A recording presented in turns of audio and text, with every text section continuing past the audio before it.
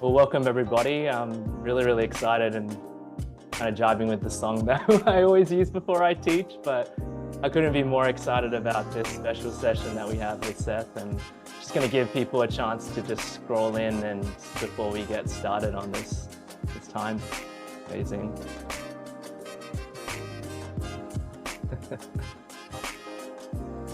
Alrighty. Well, I will let things kind of peter out. I am so excited to host Seth Godin here today on a special session that we have with our community, and we're also live streaming on LinkedIn today in a field that just needs so much support and advocacy, particularly in people who are changing their careers fully into climate. And we haven't seen more of this before. So we'd love to make this mostly about our fellows. So do put your questions into the community chat and we'll get you up on stage. But to start off with, Seth, we'd just love to get your opinion. Like, can you share us what sort of brought you to be so passionate about supporting the climate fight and why you care so much? Oh, because it's your birthday, Neil. Tomorrow, yes. I realized if I spent a few years of my life working on this, I would be invited to a Zoom call on your birthday, and I would be. That's been a long play, and here I am. 20 years ago, 18 years ago, I wrote my first blog post about climate. Clearly, it didn't solve the problem. And what I found over the years is I wasn't blogging about it very much. And I started to think about that right around the time I read Ministry for the Future, which if you haven't read it, I hope you will. And I realized the reason I wasn't writing about it is because I felt like a hypocrite and I felt underinformed. And the reason I felt like a hypocrite is because of British Petroleum. And the reason I felt underinformed is because it was very hard for someone who absorbed information the way I did to find what they were looking for. And I realized, I'm not a grandfather, but I realized that this crisis is different than just about everyone that we've ever faced before. It's a chronic degenerative disease. We are facing atmospheric cancer, and yet we still smoke a lot.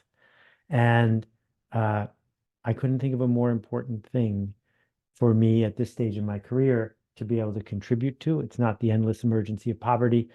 It is a systemic change. And I've been working on systemic change as a philanthropist my whole life. And this is the one that affects everybody all the time. So that was why. I spent a year and a half as a volunteer coordinating this, a book I did not write, but helped to create. And so I know enough to be dangerous now. But mostly what I discovered is that if people come together, we can change the system. In fact, it's the only way to change the system. Individual action is ineffective. Community action is how you solve a systemic problem. Yeah, and I know that you've talked a lot about the Carbon Almanac and why you put it together. And for many of us, it was the inroads of why we heard, oh, Seth is working on the climate fight, but you've been doing this for years.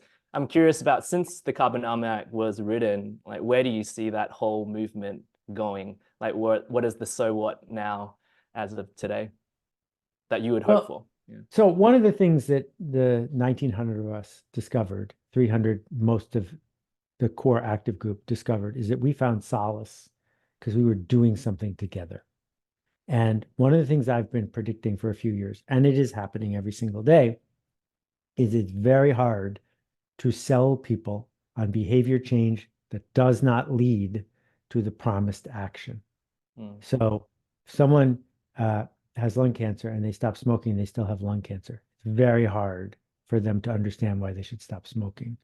And what we are facing here is this: because of the noxious meme of carbon footprint, lots of well-meaning people said, well, I don't do this and I don't do this, and the world still isn't getting better, and they're getting burnt out.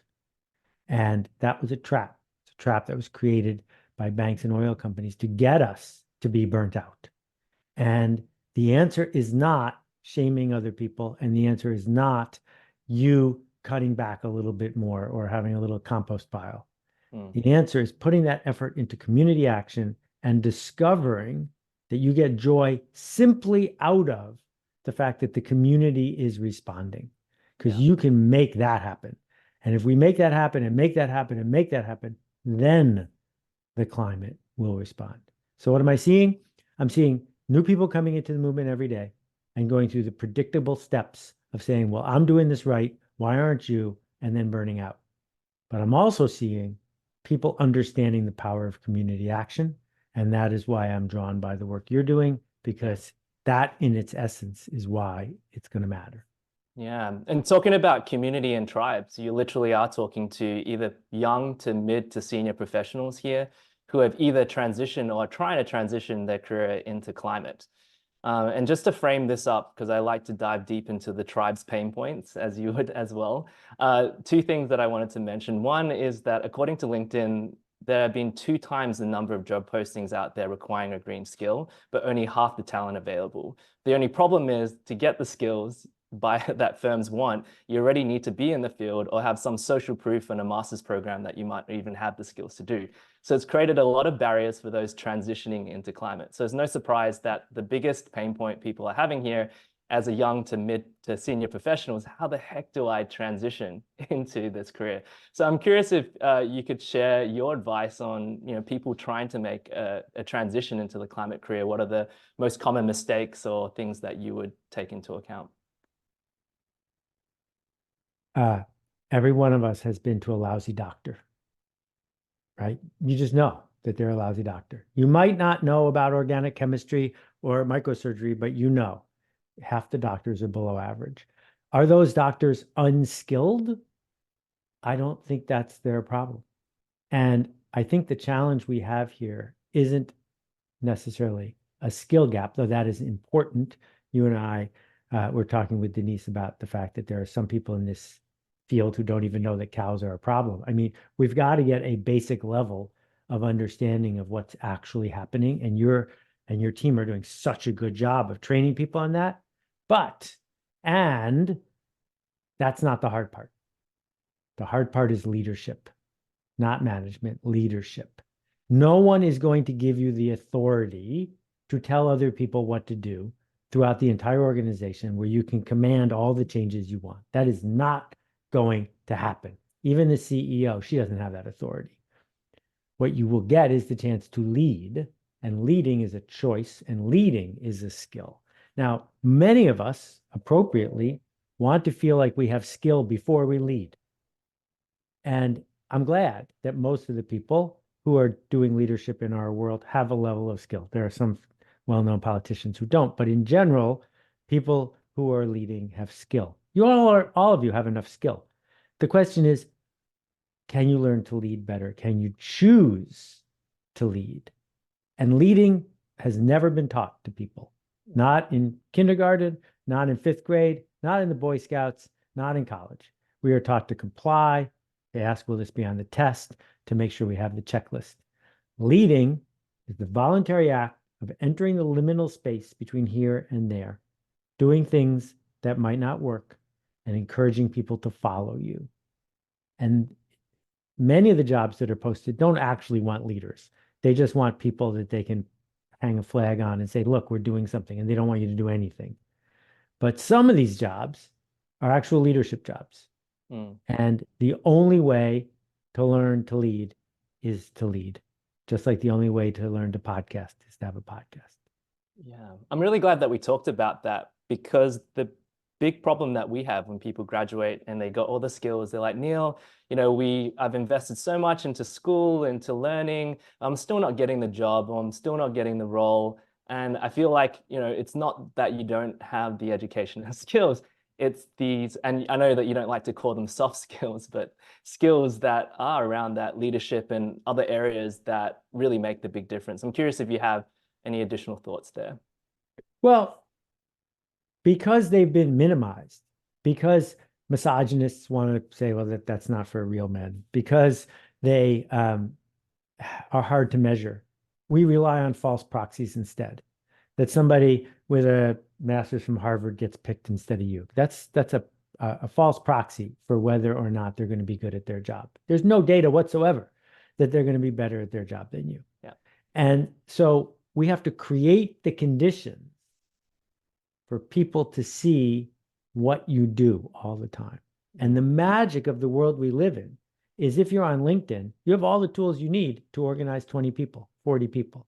If you're on any other platform, you can start a Zoom call once a week where you're the organizer and 5 and then 10 and then 50 and then 100 people come together. And we say, well, that I got that. But like I was just talking to a group that does nothing but meet every week to talk about new technology and voting. And so it's all these nerds talking about voting technologies. Well, where'd it come from? It's not some government agency. Someone just said, here I go. I pick me. And if you were waiting to have the skill, you don't have to wait anymore. Now you have the skill, but you have to do it. You have to create the conditions for these cultural shifts to happen. Yeah. And I guess this leads into the question that I have, and this might be a bit too broad, so you can push back, but how would you best market yourself if you are trying to get a climate job or role today, in today's climate? Well, there's, again, as we said a couple of minutes ago, there are two kinds of climate jobs. There's the climate job of please go to conferences, but don't change anything in the institution. And then there's the other kind of climate job, which says commercial economies have produced an enormous amount of downside. We need to change how we do things, engage with the world in a different way, and become more resilient. If I wanted the second kind of job, I would create the conditions where lots of people would see that I am the kind of person they want to pick.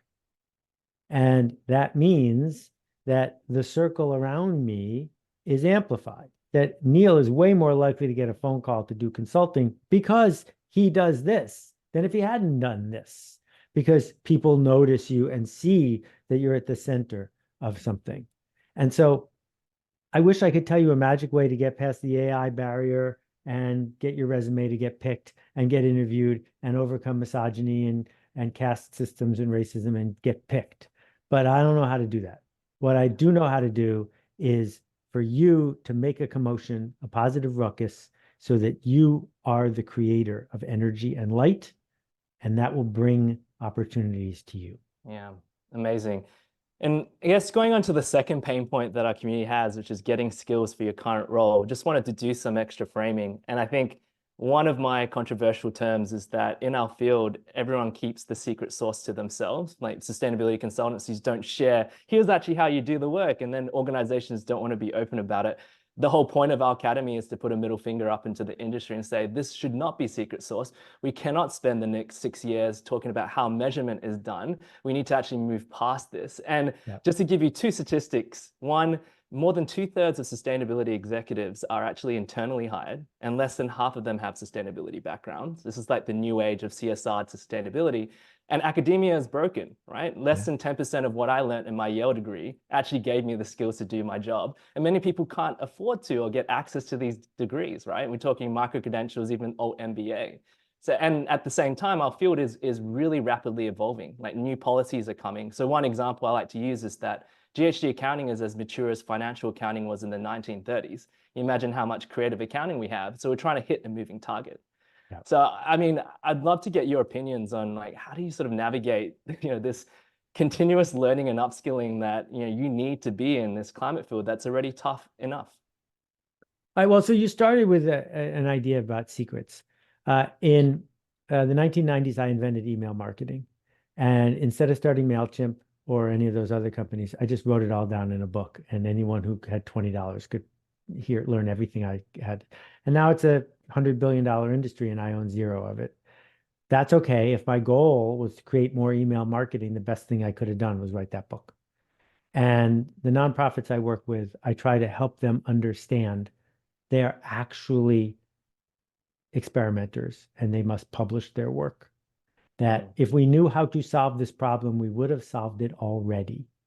That the real work is to share what didn't work, to share what you learned. We have to publish and publish and publish. We have to put into the world, in our circles, doesn't have to be a book. When we try this, this is what happens. Because hoarding and scarcity are not going to help here. Yeah. We have to create abundance, an abundance of opportunity, abundance of case studies, an abundance of here's what works and here's what doesn't. And we shouldn't be afraid to tell people when something doesn't work, right? So when Penguin said, yeah, and we're going to make an audio book of this, I was like, that's stupid. No one wants to listen to an audio book of charts and graphs, but they did it anyway. Well, part of my job is to stand up and say, don't buy the audiobook. It didn't work. Because if we're just going to be quiet about all this, everything's going to stay the same. Yeah, that's such a good point because the openness of information, we've lived in an age where you can gain any piece of information. Now with AI, you can query things nonstop. We also know that climate is a systems issue. There was a survey recently that Yale did that showed that, Americans who believe in systems change are more likely to believe in the climate fight than if you use the word climate change. And I just feel that, our field is a bit closed off. And yeah, I think that's a really good point. So in terms of just communications and marketing, you talked about this. I think there is a communication issue and marketing issue when it comes to solutions. During my nonprofit days, I found that some of the best solutions were just really misunderstood or just not marketed and communicated properly. And I think even a lot of organizations struggle to translate, the work that they're doing to, okay, what does this mean? I'm curious about your opinion on how to best message and communicate, the benefits of acting on climate when a lot of the work still done by organizations are mandates or regulations and the nice to do, but not the must do. Okay, so marketing is a challenge of empathy. People don't want what you want. They don't see what you see. They don't believe what you believe. And that's okay because we're not super rational, Lieutenant Spock creatures either. That we all have a whole bunch of stories in our head. The work of getting people to go along with what you're doing is to tell a story that they need to hear, that they want to hear, that they're eager to believe, not one that is demonstrably true. So even in mathematics, you don't win the field medal by proving something that no one cares about. You figure out what people are hoping for. So one of the things that we're seeing is a lot of follow the leader, because most people who work in a significant organization wake up every morning saying, I'm really glad I have this job. How do I stay out of trouble? They don't wake up saying, what can I do today that's interesting that might not work? Well, if their goal is to do what needs to be done that's not going to get them in trouble, follow the leader is a key part of that. So if we look on page, I think it's 153, and see that the 10 big banks in the United States are responsible for a huge amount of the financing of coal plants and similar institutions. The impact that the 10 climate sustainability people at each one of those banks, and there are one at every one of those banks who's ostensibly in charge of this, would have, if they could create a follow the leader dynamic, would be off the charts. They instead spend their time making sure that all the branches have LED lights.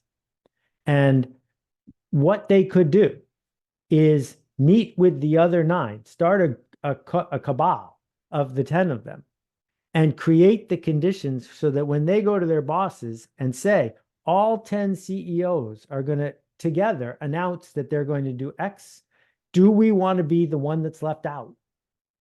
That's a different story than the world is melting and Bangladesh is going to be underwater. That's not going to work on Jamie Dimon. Jamie Dimon might be a good person. I've never met him, but he doesn't really care that much what happens to Bangladesh. He cares a lot that 9 other banks might do something and he would look stupid. Yeah. So what we do as marketers is we bring people the story they need to hear. That the Academy Awards changes the kinds of movies that get made without being in charge of anything, because they, for the last 100 years, have been capturing the status and affiliation needs of a certain group of directors and producers. And in the back of their head, without thinking about it, they're saying, what will I say next year when I win this award? Well, that has nothing to do with arguing for good movies and everything to do with arguing for what they want. Yeah, that's such an important point, because one example that we actually have the head of sustainability reporting at Kind Bars speaking in a couple weeks' time. And she had this problem, which is, how do we talk about, almonds? Almond farming uses a lot of water. There's a lot in California. and they had done a lot of technical work to improve the farming of almonds. And she had the technical challenge of creating a marketing social media campaign to explain this. And they did a brilliant job. This video is both entertaining and fun, but it also grapples with translating really technical things that you've done also in the Carbon Almanac in ways that the general public can understand. But she, just in order to do that, was such a huge amount of investment, money, all these things. And not everyone has that. And so maybe one question I have for you is that a lot of the folk here that we're teaching, we're stuck in this acronyms of GHG accounting, SASB, GRI, TCFD, you name it. There's so many acronyms that on the one hand, the nefarious people in our industry, they sit back on that and say, well, that's great. You know, it's a black box. They're going to have to figure out, pay us $100,000 each year for Deloitte to come in and do the same thing that you could do versus, you know, how do we make this easy to understand, accessible, and get the buy-in of leadership such that they get it because we're dealing with technical stuff, right?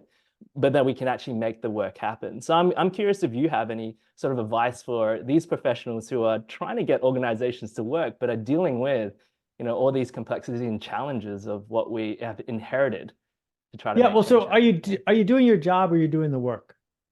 And if you're doing your job, you're going to meetings, you understand all the acronyms, and you are not causing a commotion, because that is why most institutions hired someone with your job title. Mm. If you're doing the work, you are plotting to create systemic change within and outside of the organization, and you need co-conspirators. And it feels to me like the logical argument for someone who's ready to hear a logical argument is as follows. Is there a chance in the future, that undiscovered country we are traveling toward, that 10 years from now, there will not be a price on carbon?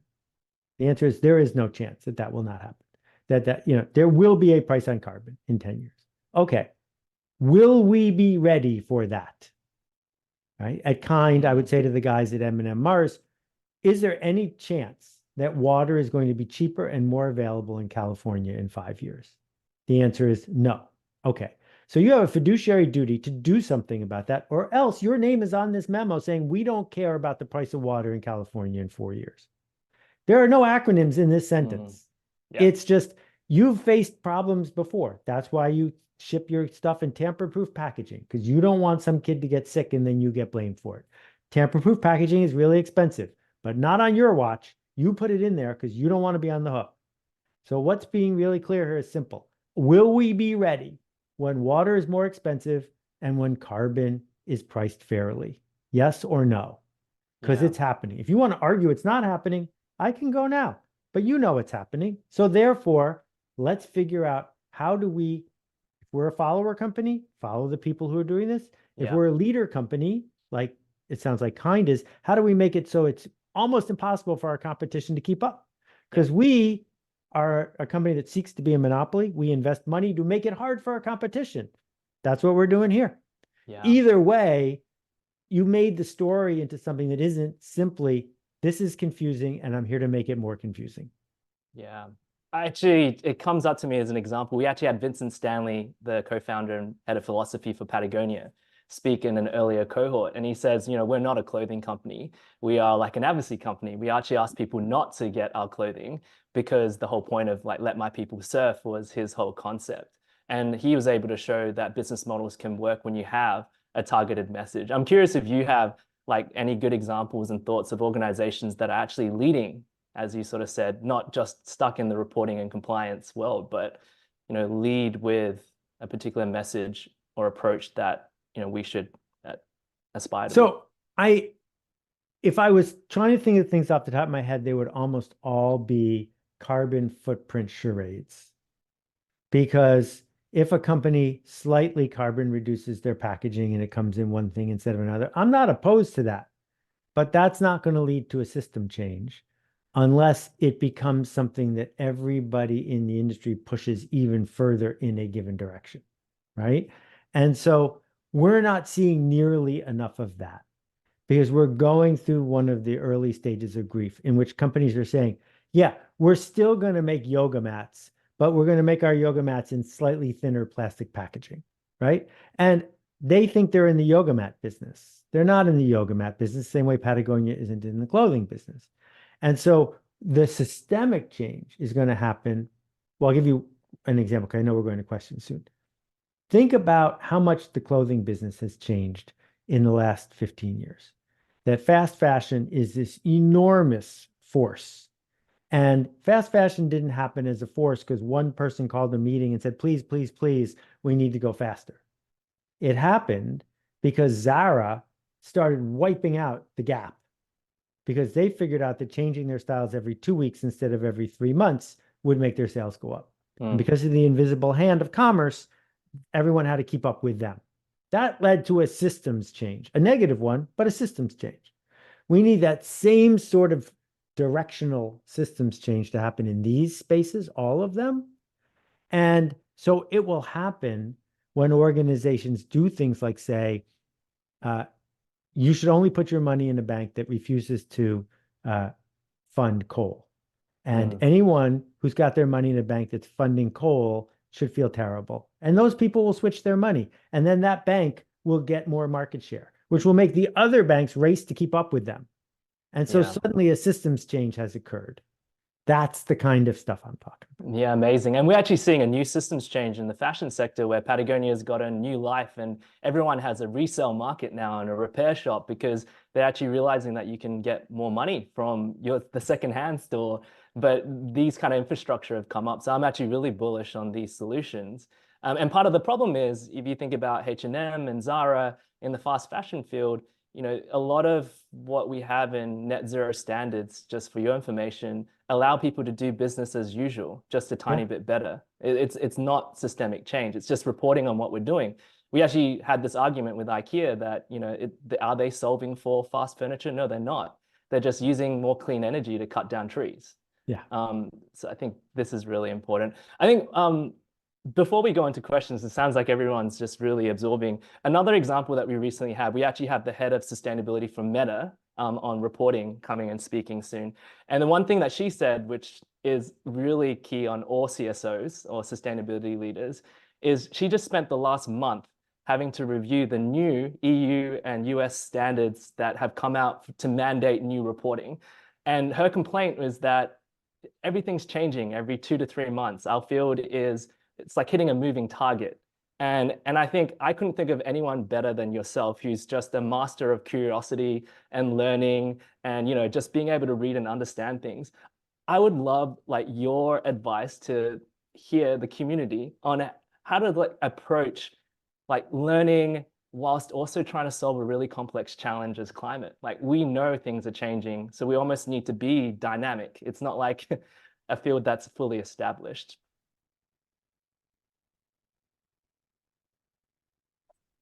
I got so distracted by the Meta thing.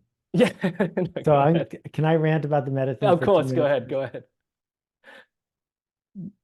Meta is worth what it's worth because it's a systems change organization.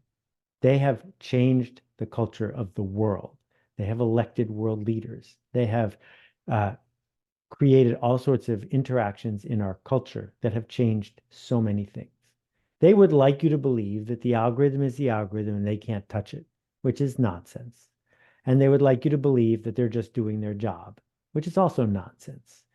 That what the person you're meeting with should do is never, ever read another report about climate again.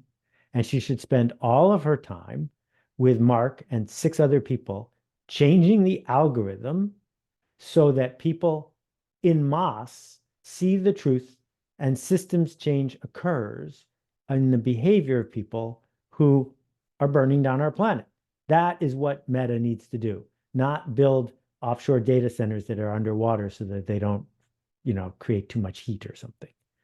So with that rant aside, because she has an enormous amount of power, influence, and authority if she would only use it.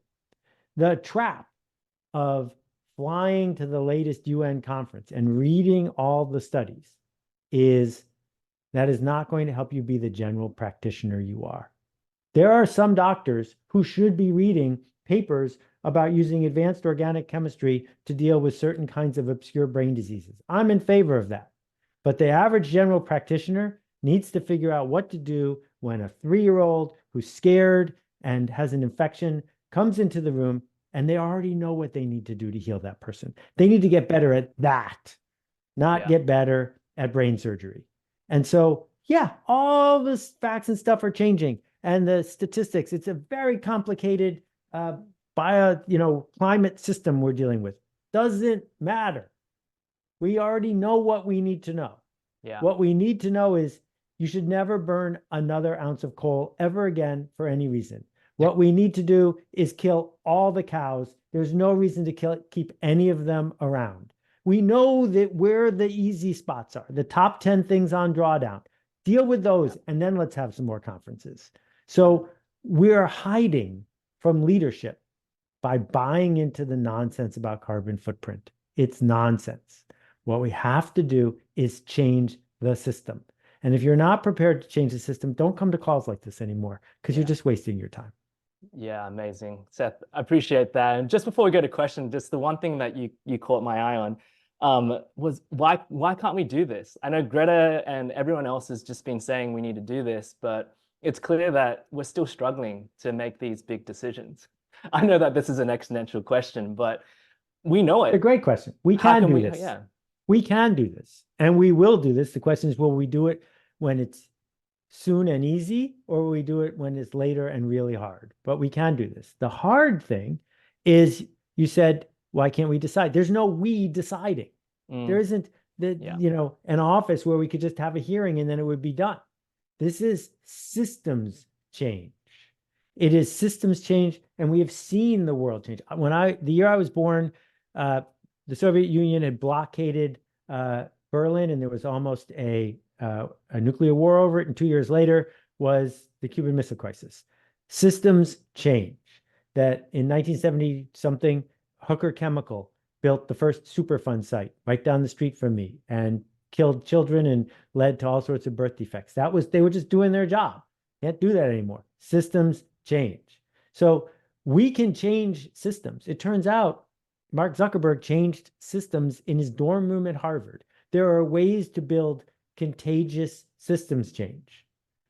That's my pitch. Now, I'm not talking for the Carbon Almanac. I'm talking for me as a marketer. What we need is not more people to get the joke. Enough people get the joke. What we need are the people who get the joke to not wait for permission from a system that doesn't want to change, but instead architect a contagious, persistent system that plays by a different set of rules and spirals in a different direction. That is the only way I know of it's the way forward. And you can't wait for someone to decide. You're the person to decide. Yeah. Thanks, Seth. And let's bring in Bianca. Bianca, you have a question. Let's ask Seth.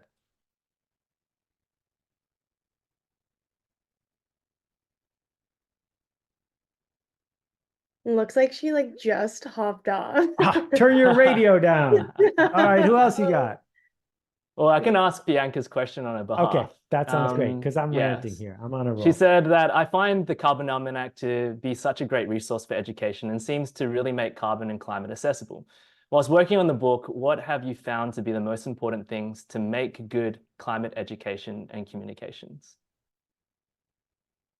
So when we first got together as a team, all of us volunteers, most of us have never met in person. We never had one meeting in person.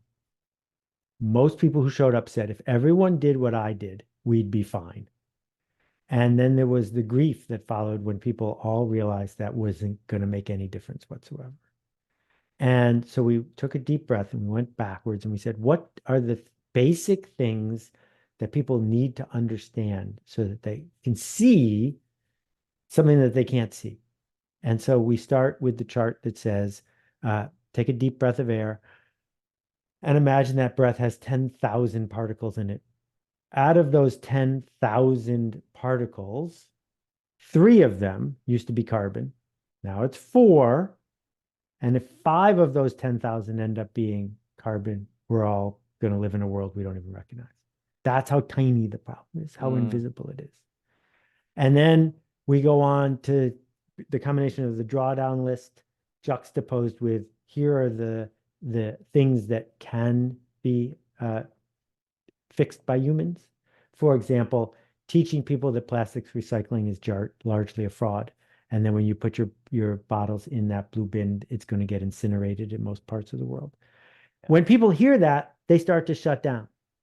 And so then the next step of the education is to say, it's not too late, which is the subtitle of our book. And the reason it's not too late is not because fusion power is going to come and solve everything. It's because we've changed our systems before. And the simple fact that if carbon cost what carbon was supposed to cost, we subsidized it last year in trillions of dollars, people would make different decisions. The market causes this problem, the market can solve this problem. And that community action will help us turn the ratchet in the other direction. So don't wait for a miracle and don't wait for science you don't understand. Instead, realize 7 billion people making 7 billion momentary choices every day is how we got here. And we can have people make different choices, not because we're shaming them, but simply because it's better for them, because it costs too much to do it the other way. That is the ratchet, and it's turning. We needed to do all this other stuff first. We needed to build all the tech we're building. We needed, vegan hamburgers, and we needed the metrics and the abbreviations so that when we start charging the right price for carbon, the world can make new decisions. That's how I teach. Amazing. Thanks, Seth. Matthias, did you want to come in and ask your question? Yeah, I'd love to. Love to. Loving the ranting, by the way, Seth. Very, very enjoyable and entertaining.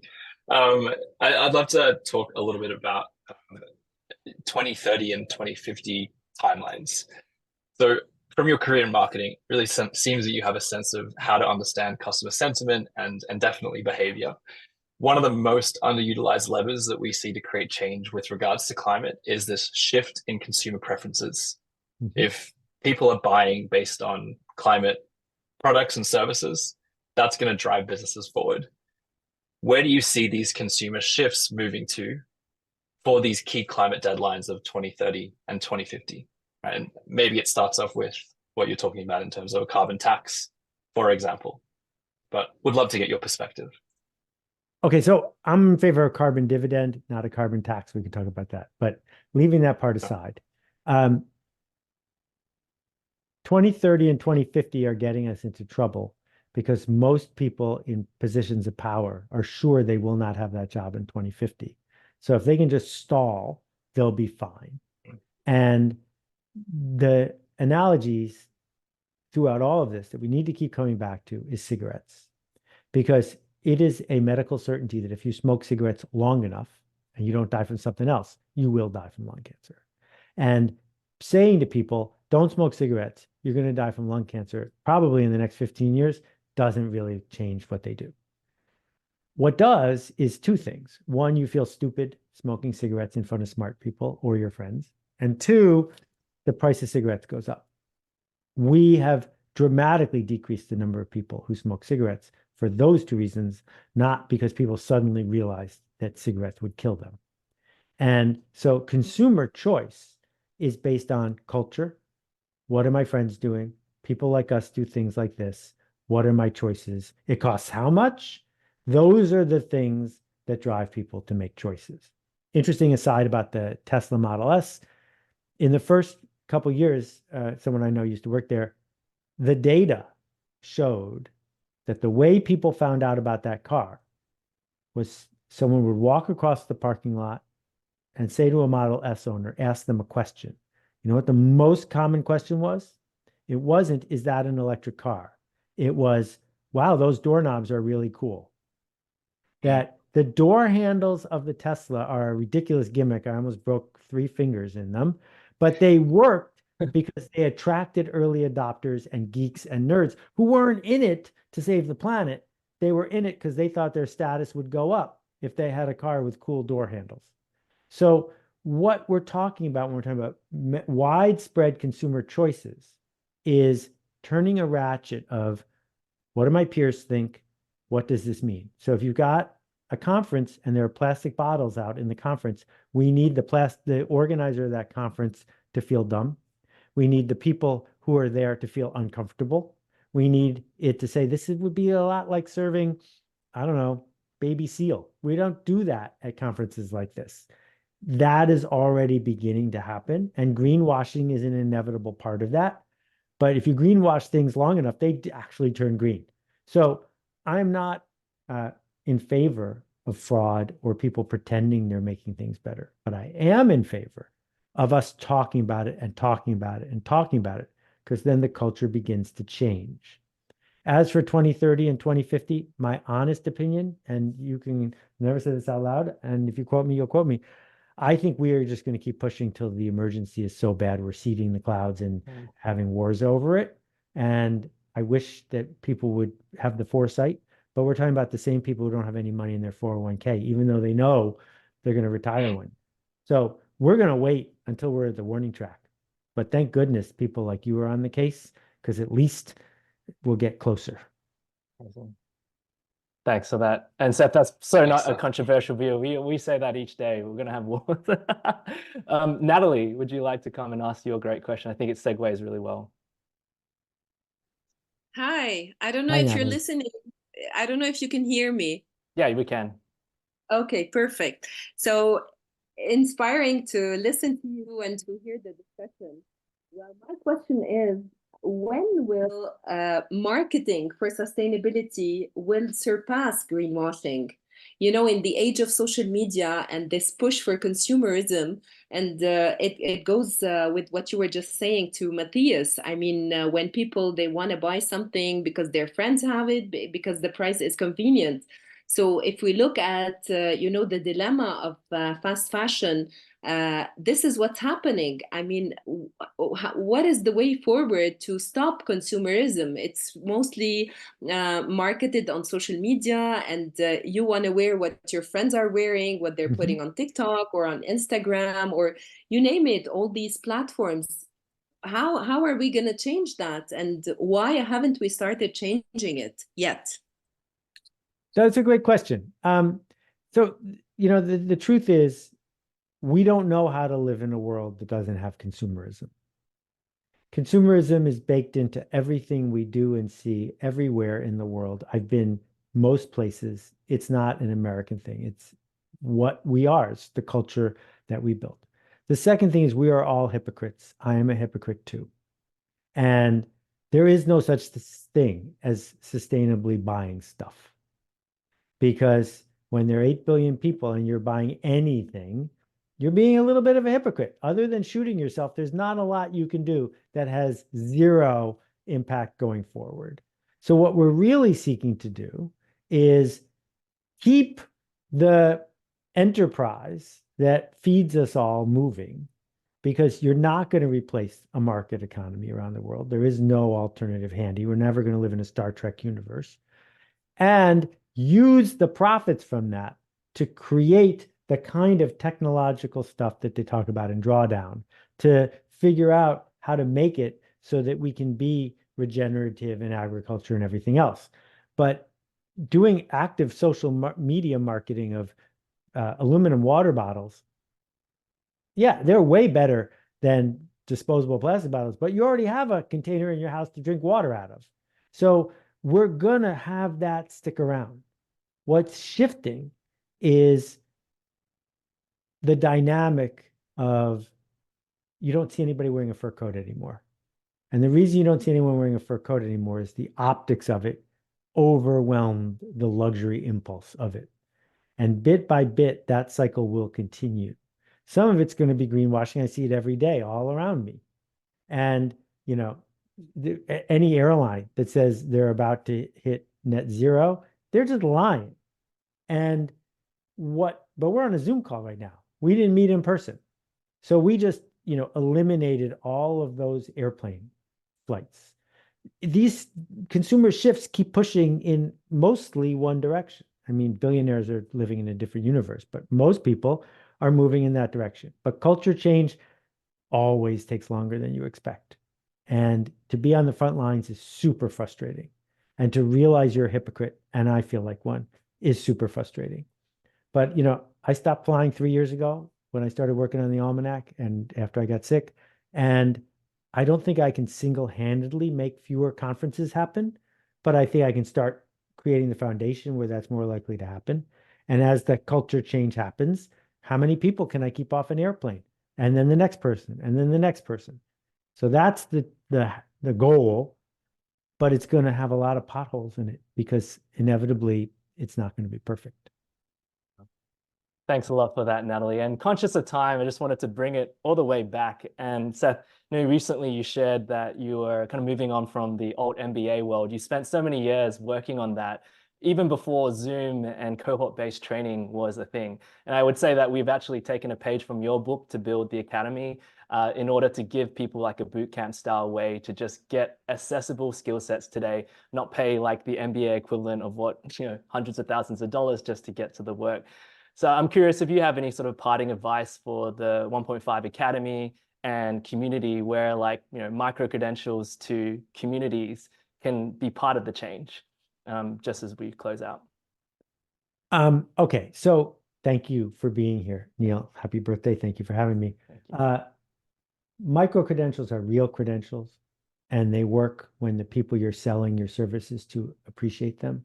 They will appreciate them if the first rule of the Academy is we always talk about the Academy. That Harvard only became Harvard because all the Harvard graduates kept talking about it, not because they taught anybody anything important when they were there. So that's the first thing. The second thing, I am more proud of leading the charge to cohort-based learning than I am of inventing email marketing. When we started doing cohort-based learning, no one was doing it, and it has to be uncomfortable. If anything you're doing at the Academy is not uncomfortable, it's not really cohort-based. That what it means to be cohort-based is if I lecture at you and I give you a test, I've let everyone off the hook. But if I create the conditions for teams of people to stick together, and we're doing the last Alt MBA graduation is in a couple weeks, and there are more than 7,500 graduates in the world, and they still connect to each other daily, that we still engage with each other, even people who weren't in your cohort because they've been through it together. That the model is Alcoholics Anonymous, not Harvard. That the model is we're sitting in a circle and we see each other and we listen to each other and we talk to each other and we challenge each other. And it's the challenging that makes it a cultural shift, because then next week when you're at a difficult meeting and you realize you have to go back to your cohort and tell them you back down, that will push you to lead. And I'm so proud of what you and your team are building, Neil. And I'm really grateful for you and that you would let me play along. The gratitude is both ways. And I think we've learned a lot just implementing that same theology into the work that we do. So with that, I want to be conscious of Seth, as always, to unmute yourself and say thank you to Seth as we give him his time. But thanks so much, Seth. Thank you, Seth. Don't make a ruckus. Thank you. Thank you. Much. Ruckus. Thanks, Seth. Well, Abundance of thank yous. Thank you. Bye. Thank you all. Bye. Thank you. Bye. Thanks, Neil. Great job. cheers, mate.